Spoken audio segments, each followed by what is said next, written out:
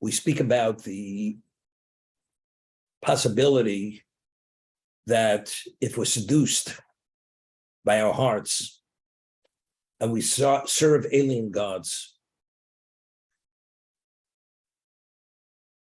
and we bow to them, we actually actualize that belief we have.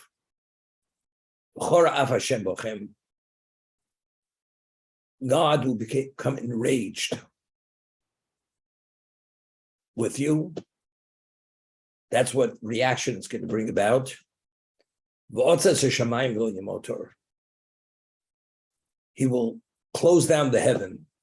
He will seal the heaven and there won't be any rain. And the earth will not give forth its bounty. And you'll be destroyed quickly from the good land, because the land will not provide for its dwellers, for its inhabitants. So therefore, you'll be destroyed quickly from the land itself. Either it means you will die because there's not going to be any means of support, or you can be removed from the land because you're going to seek sustenance elsewhere, or what we just read last week in the Tochacha, that if the Jews misbehave, especially idolatry, it creates a very serious reaction from God. And you'll be removed from the land that is good, which God has given to you.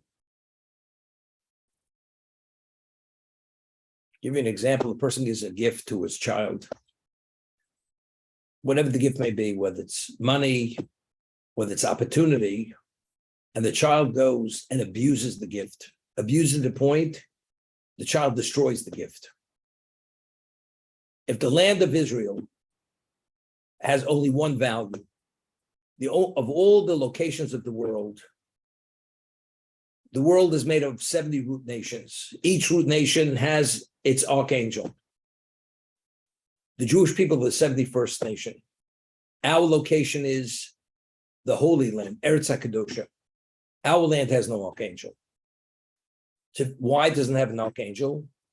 Because its value and its function of that location is purely to advance our spirituality. That's its value. If your focus is not to address your spirituality, God says you don't belong there. Then you're abusing the land. It's an abusive location. Could you imagine? You have 10 slots to get into MIT. And this person has phenomenal mind. He comes to MIT, and all he works on all day is gambling formulas, how to gamble, rather than paying attention to the course that's been given. And he was chosen out of thousands of people, one of the 10. They say to him, excuse me, the value of your slot is to become that astrophysicist, or that special, whatever it may be, to reach a certain level of understanding of economics. If you're wasting that spot, you're out of here. That spot is being wasted. The land of Israel is Eretz HaKadosh, it's the Holy Land. Its value is one purpose, to acknowledge the location that God oversees that location. It's the only location in the world which has no archangel overseeing it. The relationship is direct. So if in that location, in the presence of God, so to say, where there's no archangel, there's no arm's length, you choose to become an idolater, it's intolerable. It activates the most extreme level of anger of God. You will destroy, you'll be removed quickly from the land, because that land only has one value, acknowledging him. And if not, you're out. Therefore, it's Mehera, quickly. First, God gives certain alerts. The system is malfunctioning. The rain ceases. The land stops giving forth its bounty. And then you are destroyed quickly from the land.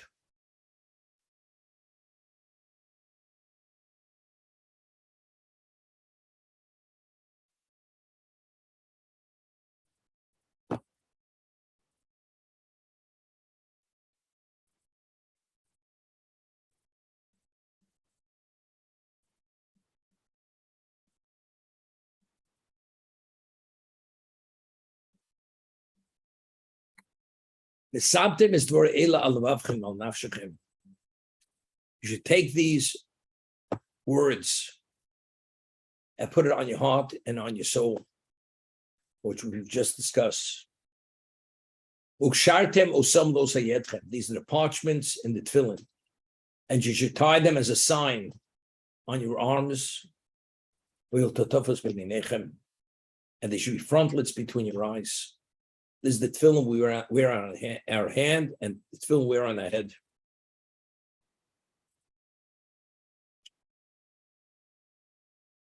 What does that do?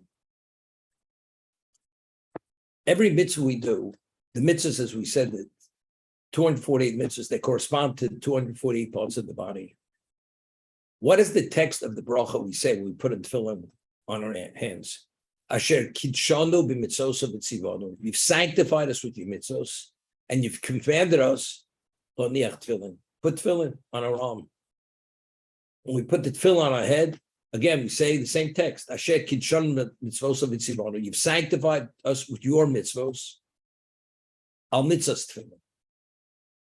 The mitzvah of tefillin, when we put the tefillin on our head, it's another text. But we both mentioned tefillin. So when we put the tefillin on our arm, what are we doing? We're sanctifying our arm. Not only that, it corresponds to the heart. There's also a sanctification of our heart. There's a spiritualization. There's an effect of the tefillin which we wear on the head affects our heart. And the tefillin we wear on the heads, which corresponds to the brain, right above the brain, that corresponds to it sanctifies the brain. Asher kidshanu. When a person is spiritualized, that means we're able to sense certain things. Without the spiritualization, we can't sense it, not at all. Give you an example. A person who's been eating healthy for an extended period of time, doesn't have white flour, doesn't have sugar, anything which is unhealthy, he doesn't ingest.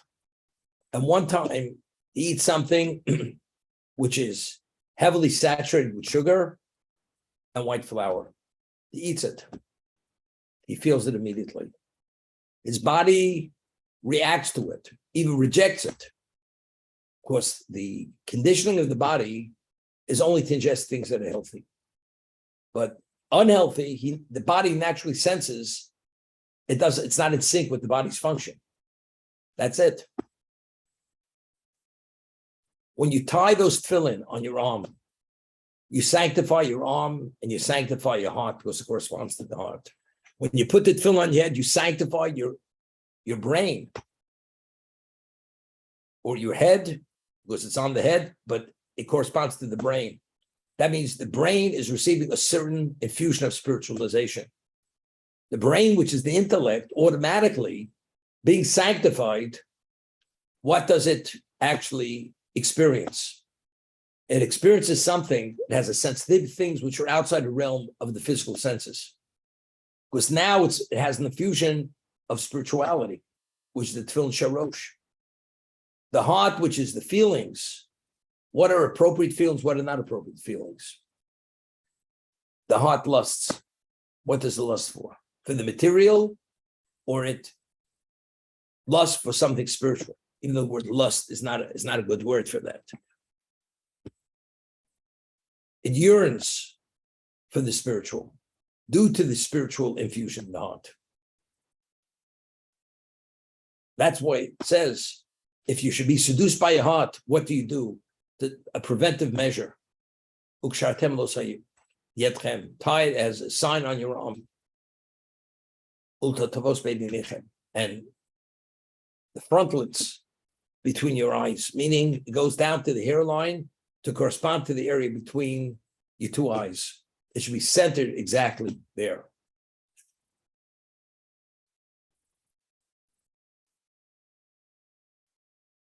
The first paragraph of the Shema, when the Torah tells us, "Vishinantum l'vanecho," you should teach it at an advanced level to your children. We explained. There, it's not the mitzvah to teach your child. That's the mitzvah to communicate the Torah at the most advanced level to your students, to mentor students through the Torah itself. That's Vishinantum l'vanecho. Over here, we're speaking about the obligation. The father has an obligation to teach his son Torah. You should teach your sons. Is the mitzvah, father has a mitzvah to teach his son Torah, to speak in them. To what extent? When you're dwelling in your home, when you're traveling, and when you're lying, when you rise. That's what the father teaches his son. Now, person is a physics major, medicine, whatever it is. Outside of the time that he works, what does he talk about? He gets home, what does he speak to his wife about? The medicine? Or about anybody else? Meaning, when you're speaking to colleagues who are physicists, who are doctors, who are scientists, who are engineers, you speak about what you're working on because you want to advance your understanding. But outside of that, there's no reason to speak about it. But here, regarding a father teaching his son Torah, it's you're teaching your son the Torah at a level that he's able to converse in it. Meaning, it's not only the words, it's not only the concepts, it's in addition to give the son an understanding of its value, that you should speak always. Whenever you're speaking, speak in Torah. Because it has that value. It has that level of a spiritualization. Whenever you articulate those words, you think about those words, that's a spiritualization process. And since we ourselves are continuously touched by our physicality, our physical inclination, our brain, which is geared only to the physical, therefore you teach it them, condition them through these teaching, the daberbo, to speak in them. Wherever you are, you speak about it. Unless it's a location not appropriate, but otherwise you always speak about it, you think about it. David Melech speaks, King David. David was a victor. He conquered Israel. I mentioned David Melech, when he go to war, when he would shoot an arrow, that one arrow would pierce 700 of the enemy. One arrow. He'd have a big budget for the military, David. One arrow. Didn't need more than that. David says they would have the G23 meetings, the summits, where kings would get together. What do you think the kings would talk about? They talk about their wealth, their conquests, their women, their material. That's what they talk about. David says, you know what I spoke about when I went to these king reunions or meetings or sessions? I speak about your testaments in the presence of these kings, and I'm not embarrassed. Not embarrassed. Why should I be embarrassed? What I speak has infinite value. What they speak, it's all putrid minutia. It's worthless. All it is if each one's stroking the other one's ego. That's all it is. What I speak, your testaments I speak. Shabbos, Kashrus, that's what I speak. They should understand that I'm not who they are. I mean, a conqueror, but I'm not who they are. What do I conquer? I conquer that the land should be sanctified. That should be the location that generates spirituality to the whole world. That's its value. It's not the physical value. Everything hooks into the spiritual perspective.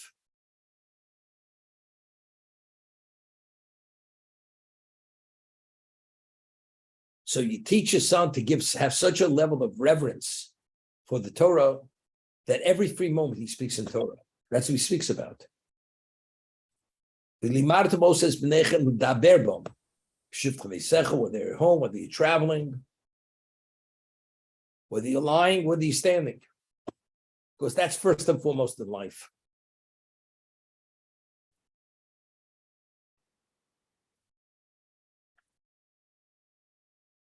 Saw something interesting.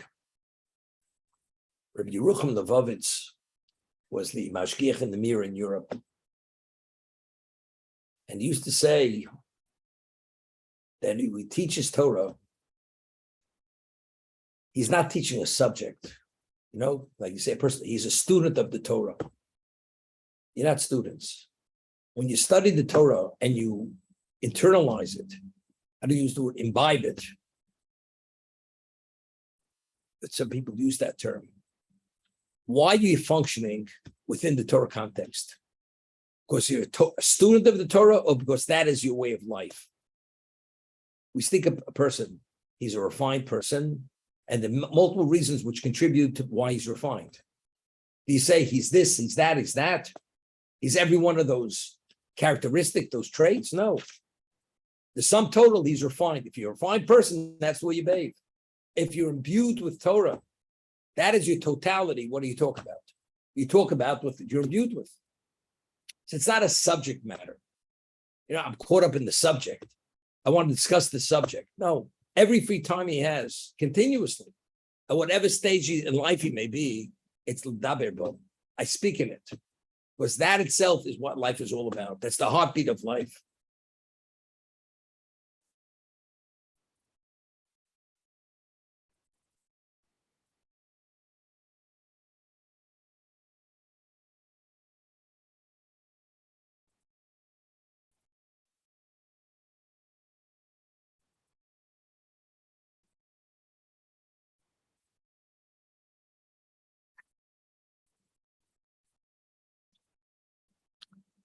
Talmud tells us that silence is golden. The source is from the Talmud. Silence is golden because the Gemara tells us that if you remain silent, it's worth one coin. So the Chazon Ish says, when you remain silent for a minute, for an hour, for a day, for a lifetime, it's worth one gold coin. What about if you speak? It may not be worth the gold coin, but speaking many things which have value, it accumulates to be more than a gold coin. Much more than that. Daber bom. You teach the child that continuously engage in that dialogue, because that's what it's all about. Life is all about that. You never cease speaking about that. Now the question is why? The Mishnah tells us a father has an obligation to circumcise his son when he's 8 days old. If he's the firstborn, he has an obligation to redeem his son. He has to teach him a vocation. A father has an obligation to teach his child a means of support, that he shouldn't become a ward of the community. In addition, he has to teach his son how to swim. Because if the son, God should be confronted with water, he should know how to survive by swimming, survival techniques. So what are we talking about? All these issues are integral to his existence. So the teaching of Torah is what? That's integral. But again, it's part of life itself. Like I said, to be refined is made up of multiple levels of behavior. But what is the totality of the person? He's a refined person. He's not a man of a particular subject matter. So you have to impress upon the child when he's young, when you teach him Torah, the father to the son, every opportunity you have, you should speak in Torah, because that's what it's all about.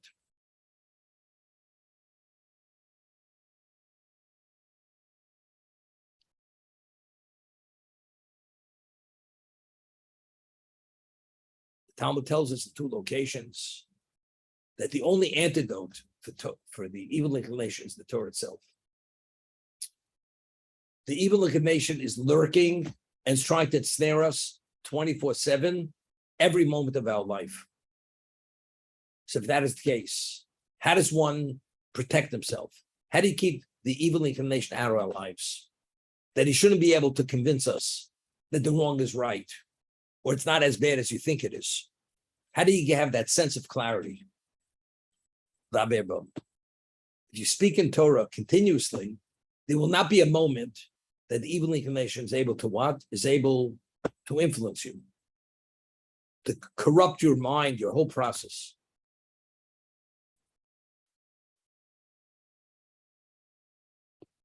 Talmud tells us that if the evil inclination, this unruly character meets you, referring to the evil inclination, what should you do? Where should you drag him? Use the word drag. Bring him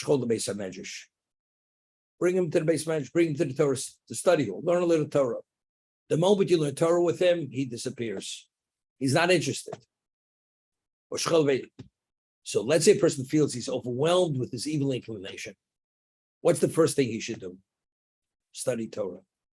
Because the Torah itself is the antidote. That's the antidote. It's the ultimate level of spirituality. It sheds light, it elucidates. Study Torah. What about, even if the study Torah you feel that he still doesn't allow you a moment's peace, and you're compromised because of that influence, what should you do? Yikra Kriya Shema. You should say the Shema. Accept the yoke of heaven upon yourself. The yoke of mitzvos. What about if he still can't take control? As much as he tries to focus on that there's going to be serious liability, it can't stop him in his tracks. Yizkor Yom HaMisa. You should think of the day of death. Because day of death, that's the real day of reckoning. And this behavior is unacceptable. So that hopefully will put the brakes on this accelerated downward process. You have to have Torah. Without Torah, you can't. That it starts. If you feel the evil is getting best of you, study Torah intensely. That spiritualization will incapacitate it. Will bring a level of clarity. What happens if it doesn't work? Because to start in an undistracted state, you don't enter into a distracted state. But if you're ready in a distracted state, you have to come back to the undistracted state, which is not so simple. So first we have to establish what is the essence. The essence of Torah is the antidote. That sheds light, Torah or, and not light in terms of visual light. It's a sense of what right and wrong is. That's what it does.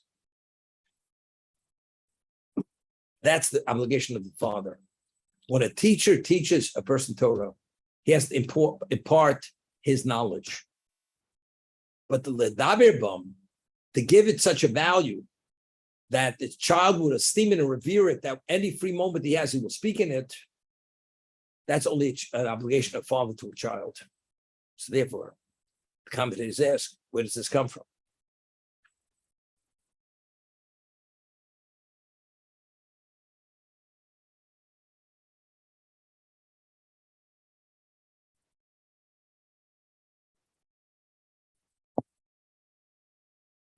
Okay, I'm going to stop here, just entertain some questions, because I have to